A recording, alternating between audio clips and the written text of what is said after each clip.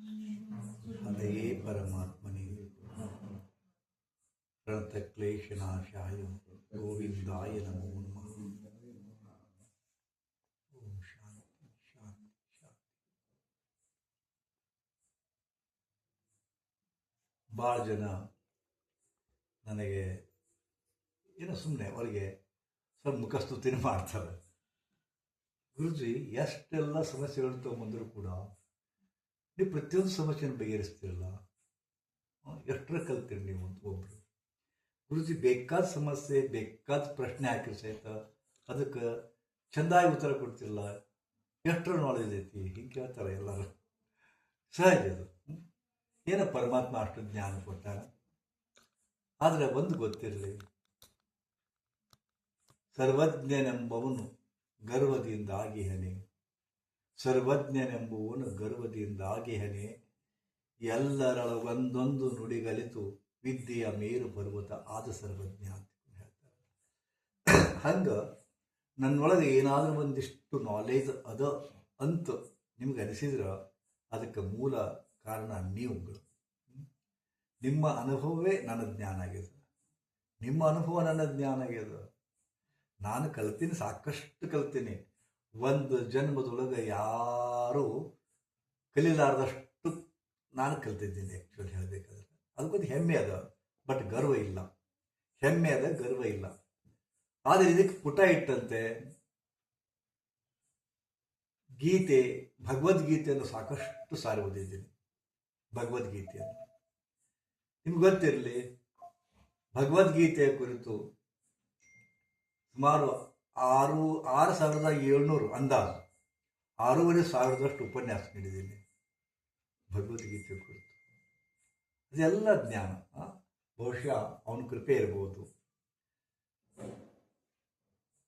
ಎಲ್ಲ ಜ್ಞಾನದ ಮೂಲ ಅದ ಅಂತೀನಿ ನಾನು. ಎಲ್ಲ ಸಮಸ್ಯೆಗಳ ಬೇಕಾದ ಸಮಸ್ಯೆಗಳಿಗೆ ಪರಿಹಾರ ಅದ ಅಂತೀನಿ ನಾನು. ಭಗವದ್ಗೀತೆನೇ ಎಲ್ಲ ಬೇಕಾದ ಸಮಸ್ಯೆ ಇರಲಿ ನಿಮಗೆ, ನೀವು ಭಗವದ್ಗೀತೆ ಓದಿದ್ರೆ ಉತ್ತರ ಸಿಗುತ್ತೆ.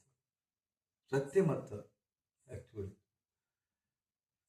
ನಿಮ್ಗೆ ಭಗವದ್ಗೀತೆಯನ್ನು ಓದೋರಾಗಿದ್ರೆ ಭಗವದ್ಗೀತೆಯೊಳಗೆ ಕೃಷ್ಣ ಮತ್ತು ಅರ್ಜುನ ಸಂವಾದ ಬರ್ತದೆ. ಆ್ಯಕ್ಚುಲಿ ನಮ್ಮ ದೇಶದೊಳಗೆ ಹಿಂದೂ ಮೈಥಾಲಜಿ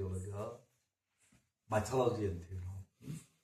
ಹೌದಾ? ಹಿಂದೂ ಮೈಥಾಲಜಿ ಒಳಗೆ ಯಾವುದೇ ಜ್ಞಾನವನ್ನು ಕೊಡಬೇಕಾದಾಗ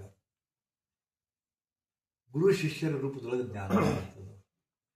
ಶಿವ ಪಾರ್ವತಿ ಪ್ರಶ್ನೆ ಆಗ್ತಾರೆ ಶಿವನಿಗೆ, ಶಿವ ಪಾರ್ವತಿ ಹೇಳ್ತಾನೆ. ಹೌದಾ?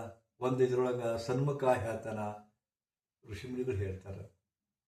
ಇಲ್ಲೇ ಕೃಷ್ಣ ಇದಾನ, ಅರ್ಜುನ ಪ್ರಶ್ನೆ ಆಗ್ತಾನ, ಕೃಷ್ಣ ಹೇಳ್ತಾನ. ಹಿಂಗೆ ಒಬ್ಬನ ಅರ್ಜುನನ್ನ ಮಾಧ್ಯಮ ಮಾಡಿಕೊಂಡು ಇಡೀ ಜಗತ್ತಿಗೆ ಸಂದೇಶ ಕೊಡ್ತಾನೆ ಕೃಷ್ಣ. ಅರ್ಜುನ ಒಂದು ಮಾಧ್ಯಮ, ಜಗತ್ತಿನ ಎಲ್ಲಾ ಜನರು ಕೇಳಬಹುದಾದ ಪ್ರಶ್ನೆಯನ್ನ ಅರ್ಜುನ ಹಾಕ್ತಾನೆ. ಹೀಗೆ ಅರ್ಜುನ ಮತ್ತು ಕೃಷ್ಣರ ಸಂವಾದದೊಳಗ ಒಂದು ಶಬ್ದ ಬರುತ್ತೀರಿ. ಏನ್ ಬರ್ತದ? ಮಹಾಭಾರತ ಯುದ್ಧ ಆಗ್ತದ. ಮಹಾಭಾರತ ಯುದ್ಧ ಆಗ್ತದ. ಎಷ್ಟು ಜನ ಸಾಯ್ತಾರೆ? 18 ಅಕ್ಷೋಹಿಣಿ ಸೈನ್ಯ. ಎಷ್ಟು ಒಂದು ಅಕ್ಷೋಹಿಣಿ, ಎಷ್ಟು ಇಂತಿಷ್ಟು ಕುದುರೆ, ಇಂತಿಷ್ಟು ಕಾಲ ಸೈನಿಕರು, ಇಂತಿಷ್ಟು ಇದು, ಇಂತಿಷ್ಟು ರಥ, ಹಿಂಗೋ ಒಂದೊಂದು ಅಕ್ಷೋಹಿಣಿ ಅಂದ್ರೆ. ಹೌದಾ? ಇಷ್ಟು ಒಂದು 25 ಅಕ್ಷೋಹಿಣಿ ಸೈನ್ಯದಷ್ಟು ಆ ಮಹಾಭಾರತ ಇದರೊಳಗೆ, ಕುರುಕ್ಷೇತ್ರ ಯುದ್ಧದ ಭೂಮಿಯೊಳಗೆ ಇತ್ತು. ಕೃಷ್ಣ ಒಂದು ಮಾತು ತೆಗಿತಾನ, ಮುಂದಿನ ಸಮಯ ಬಹಳ ಭೀಕರ. ಹೆಂಗ ಅಂತ ಕೇಳ್ತಾರೆ ಕೃಷ್ಣ. ಇವ ಅರ್ಜುನ ವರ್ಣಸಂಕರ ಆಗ್ತದ ನೋಡಿ, ಒಂದು ಶಬ್ದ. ವರ್ಣಸಂಕರ ಆಗ್ತದ. ವರ್ಣಸಂಕರ ಆತಪ್ಪ ಅಂದ್ರೆ ಅಧಪತನಗಿರ್ತದ ಮನುಷ್ಯವು. ವರ್ಣಸಂಕರ ಅಂತ ಬಳಸ್ತಾನ. ಅವಾಗ ಅರ್ಜುನ ವರ್ಣಸಂಕರ ಅಂದ್ರೆ ಏನು ಕೇಳ್ತಾನ. ಅವಾಗ ಕೃಷ್ಣ ಉತ್ತರ ಕೊಡ್ತಾನ. ಬಹುಶಃ ವೀರ ಬ್ರಹ್ಮೇಂದ್ರ ಸ್ವಾಮಿ ಬಗೆಗೆ ಕಾಲಜ್ಞಾನ ಬಗ್ಗೆ ಕೇಳಿರ್ಬೇಕು. ಕಾಲಜ್ಞಾನ ಕೇಳಿರಲಿಲ್ಲ? ಕೊಡೇಕಲ್ ಮಠದ ಕಾಲಜ್ಞಾನ ಕೇಳಿರ್ಬೇಕು. ಹಿಂಗೆ ಅನೇಕ ಜನ ಕಾಲಜ್ಞಾನ ಹೇಳಿದ್ದಾರೆ.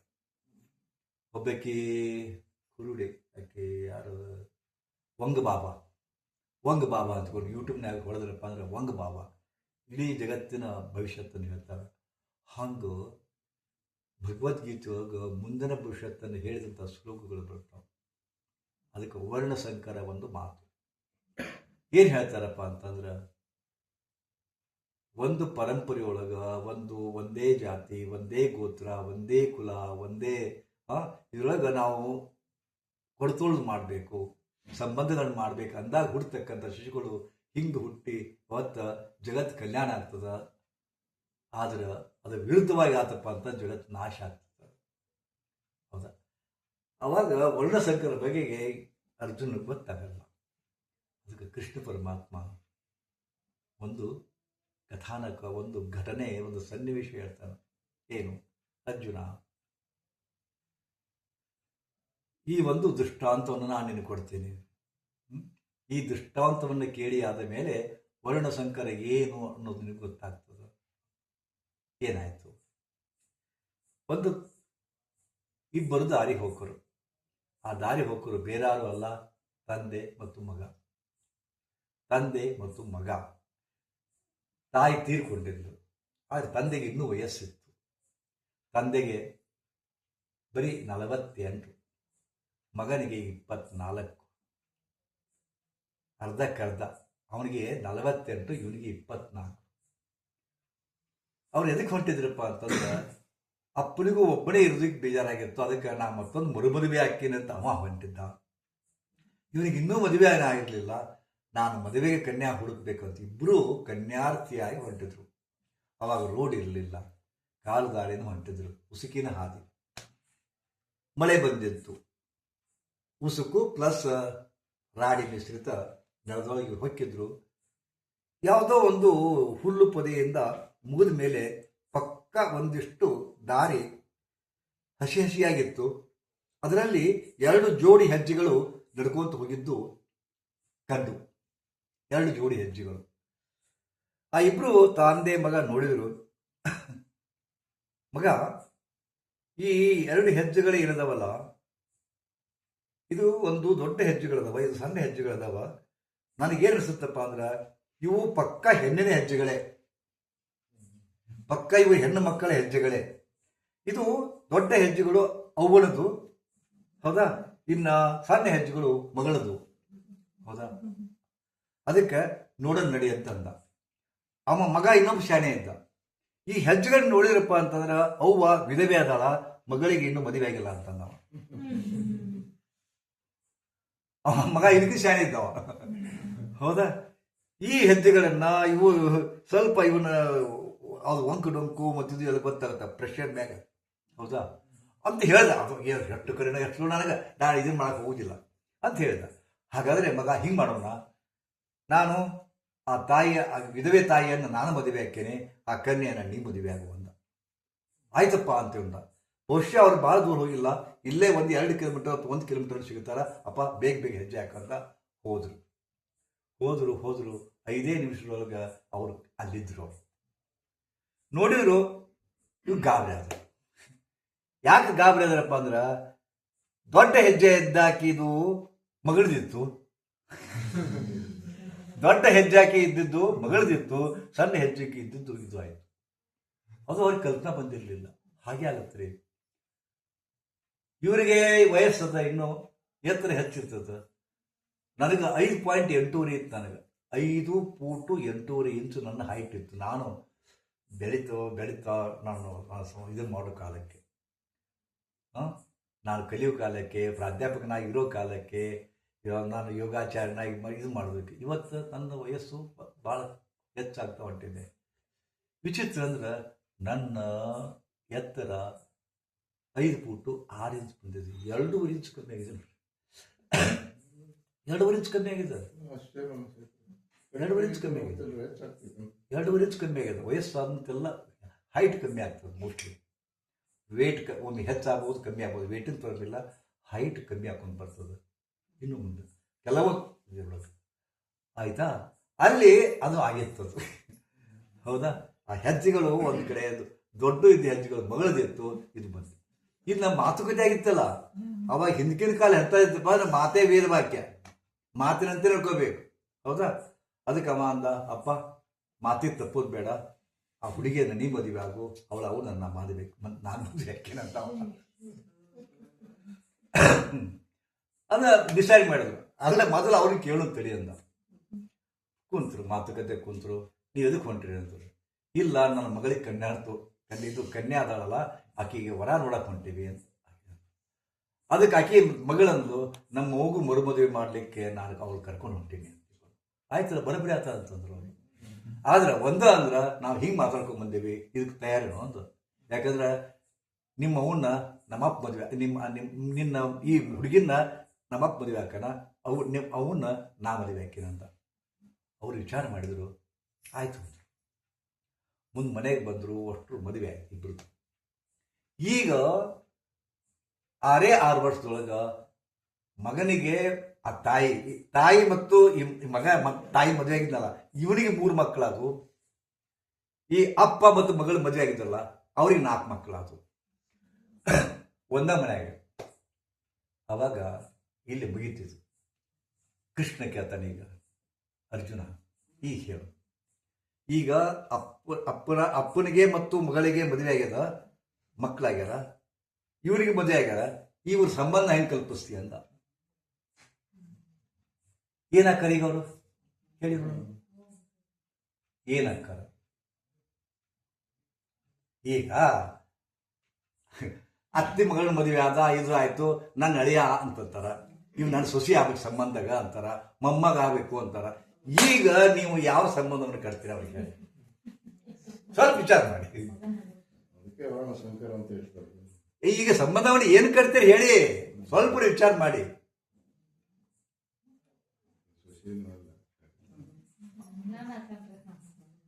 ಸಾಧ್ಯವೇ ಇಲ್ಲ. ಸಂಬಂಧಗಳು ಕೂಡದೇ ಇಲ್ಲ, ಇಲ್ಲಿ ಸಂಬಂಧಗಳು ಕೂಡುದಿಲ್ಲ ರೀ. ತಲೆ ಓಡಿಸ್ರಿ, ತಲೆ ಕೆಟ್ಟ ಹೋಗೋದ್ ಕರೆ. ಆದ್ರ ಹೆಂಗ ಸಂಬಂಧ ಹುಟ್ಟಿಸ್ತೀರಿ? ಈಗ ಅಪ್ಪದನ, ಹೌದಾ, ಅವ ತಾಯಿನ ಮದುವೆ ಆಗಿದ್ರೆ ಬರಬ್ರಿ ಆಕೈತ. ಈ ಮಗಳನ್ನ ಮದುವೆ ಆಗ್ಯಾನ. ಈಗ ಅಪ್ಪ ಮಗಳು, ಈಗ ಆ ಮಗನಿಗೆ ಹೇಳ್ತೇಗೆ ಅವ್ರಿಗೆ ಮಾತ್ರ ಸಂಬಂಧ ಏನ್ ಕಟ್ತೀರಿ ಹೇಳ್ರಿ? ಸ್ವಲ್ಪ ವಿಚಾರ ಮಾಡಿ. ಇದು ವರ್ಣಸಂಕರ ಮತ್ತು ಭಗವಂತ ಹೇಳಿದ, ಇದನ್ನು ಒಂದು ವಿಜ್ಞಾಪನೆ ಕೊಟ್ಟ, ಅನುಭವ ಹೇಳಿದ, ದೃಷ್ಟಾಂತ ಕೊಟ್ಟ. ಈಗ ಇದು ಆಗಕತ್ತೈತಿ. ಮೊನ್ನೆ ಒಬ್ಬಾಕಿ ಬಂದು, ಗುರುಜಿ ನನ್ನ ಮಗ ಬರೀ 24 ವರ್ಷ, ಬೆಂಗಳೂರಾಗ ದೊಡ್ಡ ಕಂಪ್ನಿ ಒಳಗೆ ಎಚ್.ಓ.ಡಿ ಆಗ್ಯಾನ. ಬಟ್ ಅವ ಒಂದು PG ಒಳಗಿದ್ದ. PG ಒಳಗೆ ಆ PG ಹೆಣ್ಮಗಳಿಗೆ 52 ವರ್ಷ, ಅಕ್ಕಿ ಕೂಡ ಮದುವೆ ಹಾಕಿ ನಿಂತಾಳ್ರಿ ಗುರುಜಿ. ಮದುವೆ ಹಾಕಿ ಅಂತ ಕುಂತಾಳ್ರಿ ಗುರುಜಿ.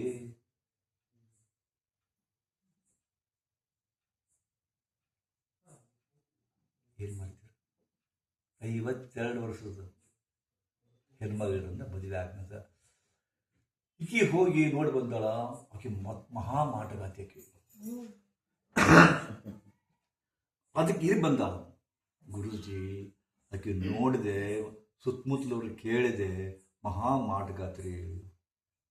ನನ್ನ ಮಗನ ಬಿಡುವಂತ ರಿಕ್ವೆಸ್ಟ್ ಮಾಡ್ಕೊಡ್ರೆ, ರಂಡಿ ಹೋಗಿ ನೀನು, ಅವನು ಬಿಡುದಿಲ್ಲ, ಅವ್ನು ಹೆಂಗೆ ನಾನು ಬಿಟ್ಟು ಹೋಗಿ ನೋಡ್ತೀನಿ, ನಾನು ಚಾಲೆಂಜ್ ಕೊಡ್ತೀನಿ, ಅವನು ನಾನು ದಾಸನ ಇರೋಂಗೆ ಮಾಡ್ತೀನಿ, ಹಂಗೆಲ್ಲ ಹೇಳಿ ಗುರುಜಿ. ಏನಾರ ಮಾಡ್ರಿ ಗುರುಜಿ, ನನ್ನ ಮಗನ ಉಳಿಸ್ರಿ ಗುರುಜಿ. ನಾಳೆ 27ಕ್ಕೆ ಮದುವೆ ಹಾಕಿ ಅಂತ ಕುಂತಾನ್ರಿ. ನಾಳೆ ಜನವರಿ 27ಕ್ಕೆ ಮದುವೆ ಇದೆ ಗುರುಜಿ, ದಯವಿಟ್ಟು ಅವ್ನು ಉಳಿಸ್ರಿ ಗುರುಜಿ ಅಂತ. ಏನು ಮಾಡ್ಬೇಕು ಹೇಳಿ?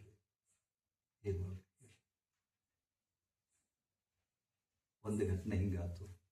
ಮುಂದೆ ದುಬೈದಾಗ ನನ್ನ ಶಿಷ್ಯ ಒಬ್ಬ ಡಾಕ್ಟರ್ ಅದ, ಹೌದಾ, ಆ ಡಾಕ್ಟರ್ ಇದು ಹಿಂಗ ನಡೆದಾವ. ಮತ್ತು ಅಲ್ಲೇನು ನಾನು ಹೇಳಿದೆ ಹಂಗ ನಡೆದಾವ.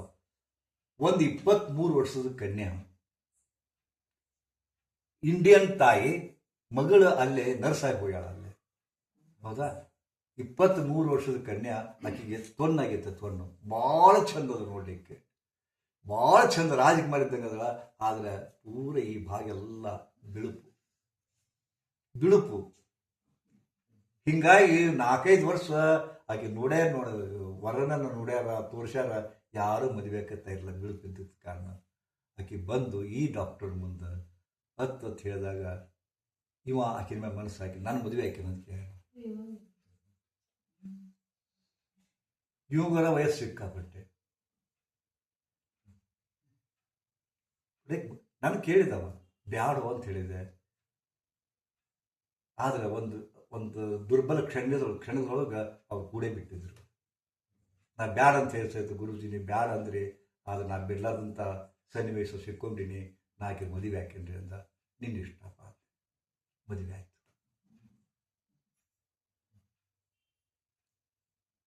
ಮದುವೆ ಆಯ್ತು. ಇಲ್ಲಿ 52 ವರ್ಷದ ಹೆಣ್ಮಗಳನ್ನ 23-24 ಮದುವೆ ಹಾಕನ. ಅಲ್ಲಿ ವೃದ್ಧ ಇದು 23 ವರ್ಷದ ಕನ್ಯಾ ಮದುವೆ ಹಾಕನ. ತಾಳೆ ಹಾಕ್ತದಿಲ್ಲ. ಹೌದಾ? ಹಿಂಗೆ ನಡೆದ್ರೆ ಮುಂದೆ ಹ್ಯಾಂಗ ಮತ್ತು ಜಂಗಮರ ಕನ್ಯಾ ಇವತ್ತು ಕ್ರಿಶ್ಚಿಯನ್ ಮಾಡ್ಕೊಳಕತ್ತಾರ. ಜಂಗಮರ ಕನ್ಯಾ ಕ್ರಿಶ್ಚಿಯನ್ ಮಾಡ್ಕೊತಾರ. ಪಂಚಮಸಾಲಿ ಕನ್ಯಾ ಗಾಣಿಗೇರ್ ಮಾಡ್ಕೊಳಕತ್ತಾರ. ಗಾಣಿಗೇರ್ ಕನ್ಯಾ SC/ST ಕ್ಯಾಂಡಿಡೇಟ್ ಮಾಡ್ಕೊಳಕತ್ತಾರ. ಪಕ್ಕ ನಾವು ಲಿಂಗಾಯತ ಯಾರಿಗೂ ಕೊಡುದಿಲ್ಲ ಅಂತ ತಂದೆ ತಾಯಿ ಹೆಮ್ಮೆಯಿಂದ ಹೇಳ್ಕೊಳ್ತಕ್ಕಂಥ ಕಾಲದೊಳಗ ಅವ್ರ ಮಗ ಹೋಗಿ ಒಬ್ಬ ಮುಸಲ್ಮಾನಕ್ಕೆ ಮದುವೆ ಆಗಲ್ಲ.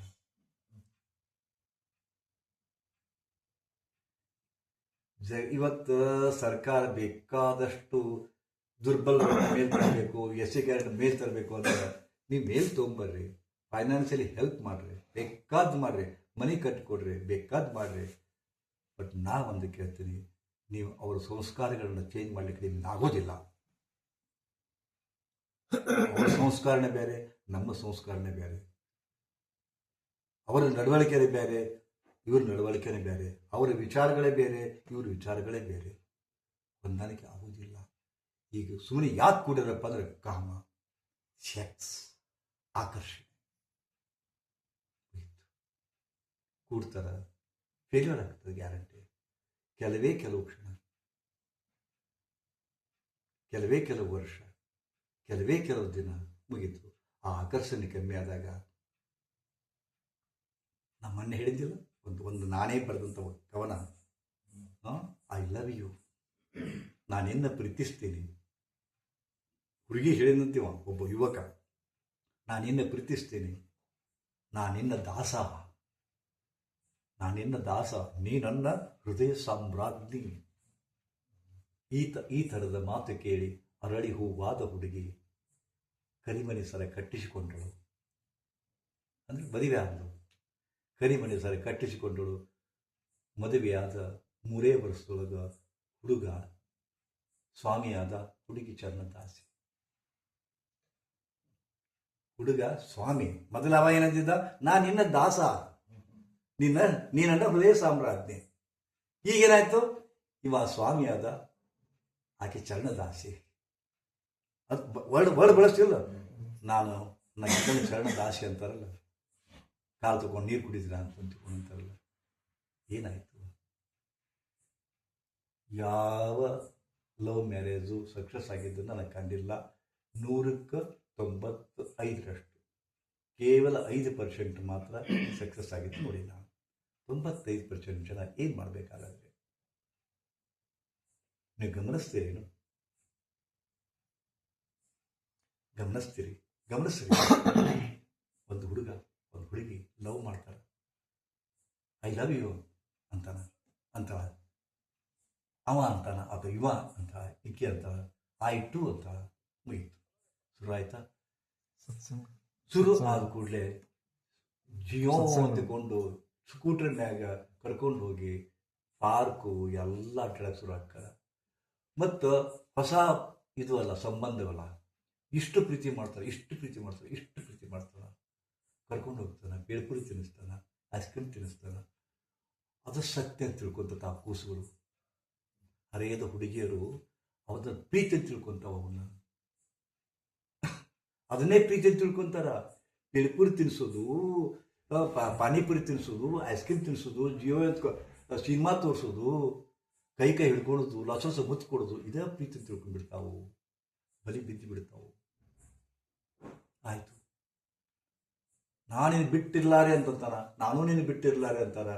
ಮತ್ತೆ ಹೆಂಗೆ ಮಾಡೋದು ಮುಂದೆ? ಮನೆಗೆ ಹೋಗಿ ಕೇಳೋಣ ಅಂತಾರೆ. ಮನೆಯಾಗ ಇರೋದು ಶುರು ಆಗತ್ತೆ. ನಾವು ಸಾಯ್ತೀವಿ ಅಂತಾರ, ಹ್ಞೂ ಅಂತಾರ. ಆಯ್ತು, ಎಂಗೇಜ್ಮೆಂಟ್ ಆಗ್ತದೆ. ಕತೆ ಕೇಳ್ರಿ ಎಷ್ಟು ಮಜಾ ಇದ್ದಿದ್ದು. ಎಂಗೇಜ್ಮೆಂಟ್ ಆಗ್ತದೆ.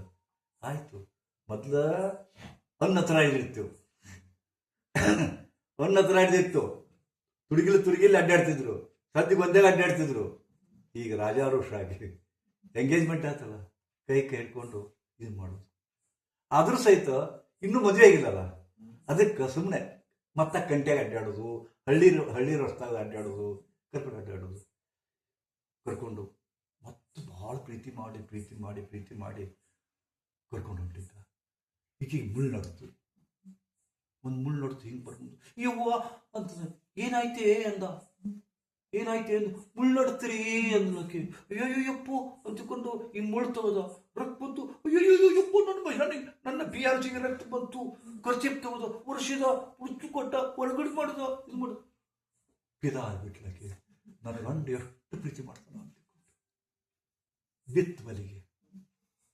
ಅದು ಕರ್ಕೊಂಡೋದ್ರು, ಖರ್ಚಿಪ್ ಕಟ್ಟಿ ಕರ್ಕೊಂಬಂದ, ಡಾಕ್ಟರ್ ಕರ್ಕೊಂಡೋದ.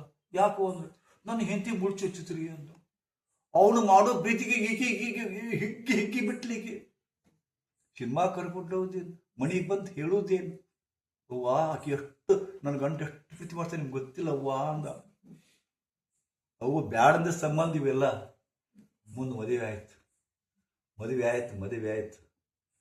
ಮತ್ತು ವಾಕಿಂಗ್ ಹಾಕಿದ್ರು. ಈಗ ಹೊಟ್ಟಿಲ್ಲ, ಈಗ ಹಾಕಿದ್ರು ವಾಕಿಂಗ್. ಈಗ ಇಬ್ಬರು ಹೆಗಲ ಮ್ಯಾಗ ಕೈ ಹಾಕೊಂಡು ಹೊಂಟಿಲ್ಲ.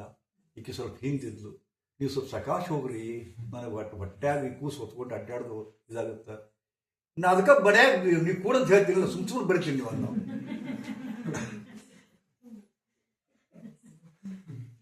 ಡೌನ್ ಆತ ಈಗ ಪ್ರೀತಿ.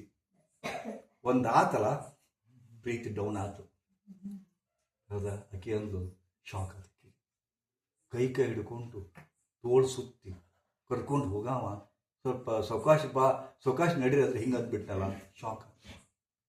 ಅಂತೂ ಮದುವೆ ಆಗಿಂದ 1 ತಿಂಗಳಾಗಿತ್ತು.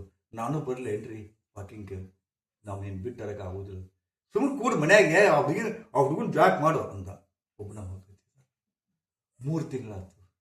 3 ತಿಂಗಳಾಗ ನಾ ಹುಡುಗನ ಕರ್ಕೊಂಡು ಈಕೆ ಹೊರಗೆ ಕಳಿಸಿತ್ತು. ಹೌದಾ? ನಾವು ಹೊತ್ಕೊಂಡು ರಗಡಾಗಿತ್ತು ನಮಗೆ. 9 ತಿಂಗಳು ಹೊತ್ತಿತ್ತು, ಆಗಲ್ಲನ್ರಿ, ನೀವಲ್ಲಿ ಹೊತ್ಕೋರಿ ಅಂತ ಕೊಟ್ಲು. ಸುಮ್ಮನೆ ಆ ಹುಡುಗರು ಕರ್ಕೊಂಡು ಗಾಳಿಯಾಗ ಯಾಕೆ ಬರ್ತೀವಿ, ಸುಮ್ಮನೆ ಮನ್ಯಾಗ ಕೊಡ್ಬೇಕಾಗಿತ್ತಿಲ್ಲ ಅಂದ ಇವ. ಮುಂದೆ 2 ಆದವು. ನೀ ಬರಕ್ ಹೋಗ್ಬೇಡ, 2 ಕರ್ಕೊಂಡು ಅಂದ. 3 ಆದವು. ಮೊದಲು ಈಕಿನ್ನ ಲವ್ ಮಾಡಿದಾಗ 1ನೇ ಸರಿ ಮನೆಗೆ ಬಂದಾಗ ಈಕಿನೊಂದು ಕೂದಲು ಬಿದ್ದಿತ್ತು ಅಂದಾಗ, ಅವಾಗ ಕೂದಲ ಹಿಡಿದ, ಹೇ ನನ್ನ ರಾಣಿಯ ಕೂದಲು ಇಲ್ಲೇಕೆ ಬಂತು ಅಂತ ತಿಳ್ಕೊಂಡು ಹಿಂಗೆ ಸುತ್ತಿ ಕಿಸೆ ಇಟ್ಕೊಂಡು ಫಸ್ಟ್. ಈಗ 3 ಮಕ್ಕಳಾಗಿದ್ದು, ಮನೆ ಕರ್ಕೊಂಡು ಹೋಗಿದ್ದ. ಒಂದು ತವ್ರ ಮಣಿ ಇದ್ದು, ಮತ್ತು ಕೂದಲು ಬಂದಿದ್ದು 2. ನಿಮ್ಮ ಅವರ ಹಲಕಾಡ್ಸೋಳು ಮಕ್ಕಳ ಕೂದಲು ಬಿದ್ದಾವ, ನಾವು ನೋಡಕ್ ಬರುತ್ತಿಲ್ಲ. ನಿಮ್ಮ ಅವರ ಭೇದ. ಕಣ್ಣ ನೀರು ಬಂದೋಕಿಗೆ ಎಲ್ಲಿ ಹೋಯ್ತದು? ರೇಷ್ಮೆ ಅಂತ ಕೂದಲು ಅಂತ ಇಟ್ಕೊಂಡು ಕಿಶ ಇಟ್ಕೊಂಡು ಈಗ್ಯಾಕೆ ಇಟ್ಕೊಂಡಿಲ್ಲ ಅಂದ್ಲೋಕಿ.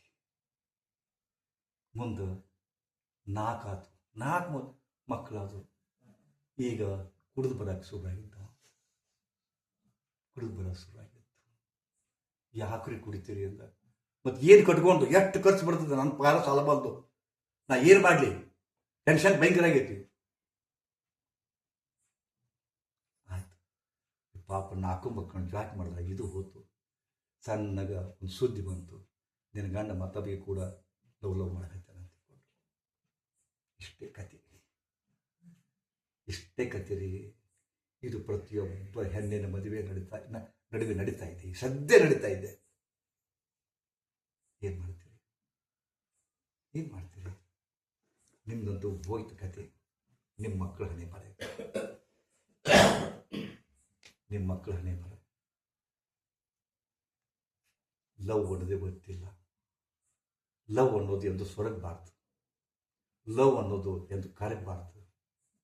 ಕರಗುವ ಸೊರಗುವ ಪ್ರೀತಿ ಇದ್ದವ್ರನ್ನ ನಂಬಿ ಕೆಟ್ಟೋರ್ದಾರ. ಹೇಗೆ ಬಸವಣ್ಣ ಹೇಳಿದ್ರಲ್ಲ, ಒಣಗುವ ಮರಗುವ ಬತ್ತುವ ಜಲವ ನೆಚ್ಚಿದವರು ನಿಮ್ಮ ನೆತ್ತ ಬಲ್ಲರು ಅಂತಿಕೊಂಡು, ಹಂಗ ನಿಮ್ಮ ಪ್ರೀತಿಯನ್ನು ಪಡ್ಕೊಂಡದ್ದು ಅವರು ಪ್ರೀತಿ ಇವ್ರನ್ನ ಮಾಡಲೇ ಇಲ್ಲ.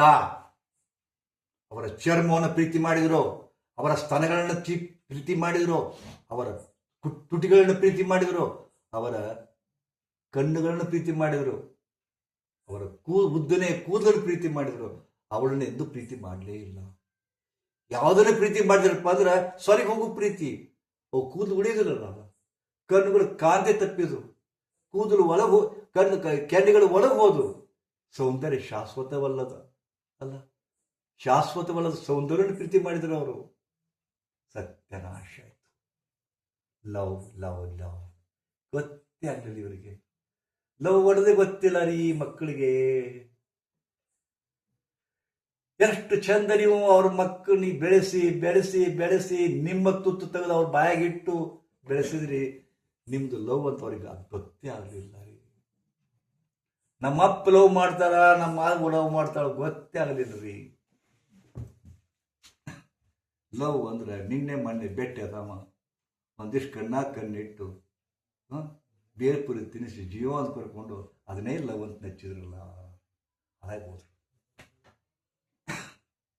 ಬಟ್ ಇದನ್ನು ಯಾರು ಕೇಳ್ತಾರೆ? ಯಾರು ಕೇಳ್ತಾರೆ? ನಾನು ಬರ್ಕೊಂಡಿದ್ದು ಬರೀ ಇವ ಬರ್ಕೊಂಡಿದ್ದು.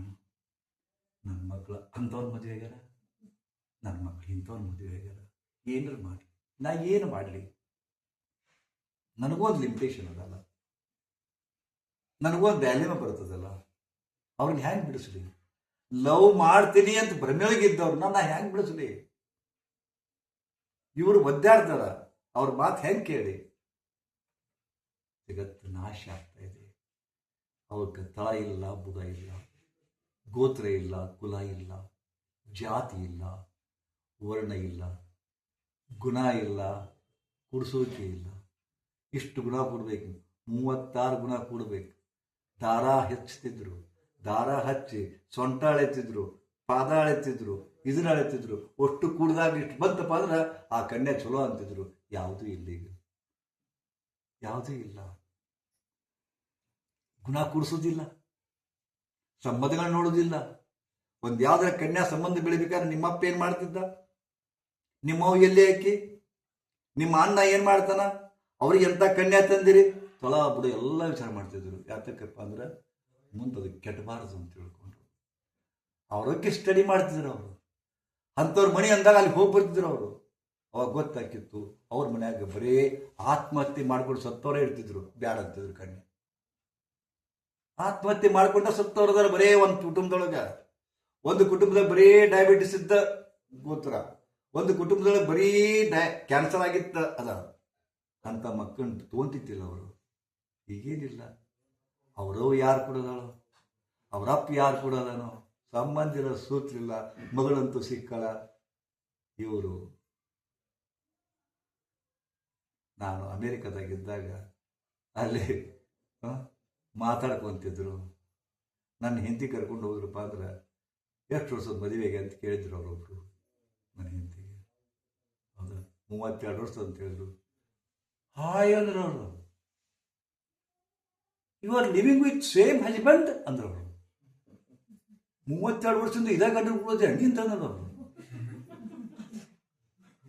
ಹಣಿ ಹಣಿ ಗಟ್ಟಿಸ್ಬೋದು.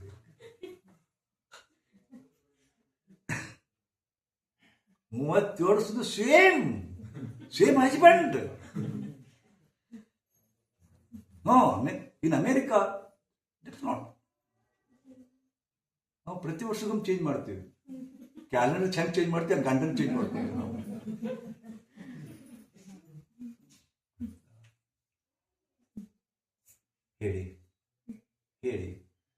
ಎಂಥ ಕಲ್ಚರ್ ಅಂತ ಬೈತಿದ್ದೀವಿ.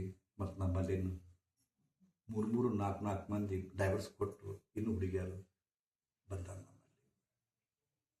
ಎಂಥ ಚಂದ್ರಿ MS, MBBS, ಡಾಕ್ಟರ್ಸ್, ಇಂಜಿನಿಯರ್ಸ್. ಗುರುಜಿ ನನಗೀಗ 3ನೇ ಮದುವೆ ರೀ, ಆಗತ್ತೆ ನೋಡಿ ನಮ್ಮ ಮಂದಿ. ನಾನು ಏನು ಬಡ್ಕೋಬೇಕು? ನನಗೀಗ 3ನೇ ಮದುವೆ, ನಾನು ಒಬ್ಬಕ್ಕೆ ಇರ್ಲಿಕ್ಕೆ ಆಗ್ತಾ ಇಲ್ಲ. ಸಂಬಂಧಗಳು ಕೂಡ್ತತಿಲ್ರಿ ಗುರುಜಿ. ಯಾರ ಮೆಟ್ರಿಮೋನಿಯಲ್ದಾಗ ಹೇಳಿ ಗುರುಜಿ, ಸಾಕಷ್ಟು ಆಸ್ತಿ ಅದ.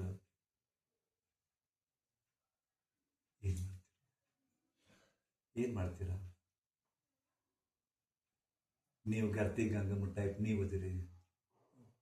ಇನ್ನೂ ಸೀರೆ ಉಟ್ಕೊಂಡು ಅಡ್ಡಾಡ್ತೀರಿ, ಚೂಡಿದಾರ ಮಿಡಿ ಹಾಕೊಂಡು. ಒಂದು ಕಾಲ, ಇದೊಂದು ಕಾಲ, ಇದನ್ನು ನೀವು ನೋಡಕತ್ತೀರಿ. ನಿಮ್ಮ ಮೊಮ್ಮಕ್ಕಳೇ ಮಿಡಿ ಹಾಕೊಂಡು ಅಡ್ಡಾಡ್ತಾರೆ, ತೊಡಿ ಕಾಣಿಸೋಂಗೆ ಮಿಡಿ ಹಾಕೊಂಡು ಅಡ್ಡಾಡ್ತಾರೆ. ನಿಮ್ಗೇನು ಅನ್ಲಿಕ್ಕೆ ಆಗಲ್ಲ. ಯಾಕೆ? ಇಂಜಿನಿಯರ್ ಅದಾರ, ದುಡಿತಾಳೆ 2 ಲಕ್ಷ ರೂಪಾಯಿ ತಿಂಗಳ. ಏನು ಮಾಡಲಾರ್ರಿ? ಬೆಂಗಳೂರಾಗ ಎಷ್ಟೋ ಅಪಾರ್ಟ್ಮೆಂಟ್ ಅದಾವ. ಅಪಾರ್ಟ್ಮೆಂಟ್ನಾಗ ಒಂದು ರೂಮ್ ಹಿಡಿತಾರೆ, ಖರೀದಿ ಮಾಡ್ತಾರೆ, ಖಾಲಿ ಬೀಳಬಾರ್ದು ಅಂತಕೊಂಡು ಬಾಡಿಗೆ ಕೊಡ್ತಾರೆ. ಯಾರಿಗೆ? ಅಲ್ಲೇ ಅಕ್ಕಪಕ್ಕದ ಕಾಲೇಜ್ ಹುಡುಗರು ಬರ್ತಾವೆ. 6 ಮಂದಿ ಹುಡುಗರು, 8 ಮಂದಿ ಹುಡುಗಿಯಾರು ಒಂದು ರೂಮ್ನಾಗ. ಏನು ಮಾಡಬಾರ್ದು ತಿಳ್ಕೊಂಡು 6 ಮಂದಿ ಹುಡುಗರು ಒಂದ 2 ಬೆಡ್ ಹೌಸ್ನಾಗ 6 ಮಂದಿ ಹುಡುಗರು, 8 ಮಂದಿ ಹುಡುಗಿಯಾರು. ಕತ್ತಿನೇ ಬೇರೆ ಅದ. ಅಲ್ಲಿ ಗಾಂಜಾ ತರಿಸ್ತಾರ, ಚರಸ್ ತರಿಸ್ತಾರ, ಕುಡಿತಾರ. ಅದೇ ಜೀವನ ತಿಳ್ಕೊಳ್ತಾರೆ. ಇವ್ರನ್ನ ಯಾರು ಉದ್ಧಾರ ಮಾಡಬೇಕು? ನಿಮ್ಮ ಕೈಯಾಗೂ ಇಲ್ಲ. ಯಾಕಂದ್ರೆ ಮಗಳು BE ಕಲಿತು, ಮಗಳು MBBS ಕಲಿತು. ನಿಮ್ಮ ಕೂಡ ಇರೋಕ್ಕಾಗೋದಿಲ್ಲ. ಅಲ್ಲೇನು ಮಾಡ್ತಾರೆ? ಇದ್ದು ನಿಮ್ಮ ಹಳ್ಳಿಯಾಗ ಹೇಳ್ತಿದ್ರೆ ಬೆಂಗಳೂರು ಕಳಿಸಬೇಕು. ಅವ್ರನ್ನ ಬೆಂಗಳೂರು ಕಳಿಸಿದ್ರೆ ಅನೇಕ ನೀವು ಅವ್ರ ಕೂಡ ಇರೋದು ಹಿಡಿಸೋದಿಲ್ಲ. ಅವ್ರಿಗೆ ಹಿಂಗೆ ಥಟ್ಟೆ ಒಂದು ದಿವ್ಸ ಗೊತ್ತಾಗುತ್ತೆ, ಮದುವೆ ಮಾಡ್ಕೊಳ್ಳೋ ತೆಗಿಬೇಡ ಮದುವೆ ಅಂತ. ಯಾಕೆ? ನಾವು ಹುಡುಗಿನ ನೋಡ್ಕೊಂಡೀವಿ. Sorry. Shri Gurudev. Yes, close.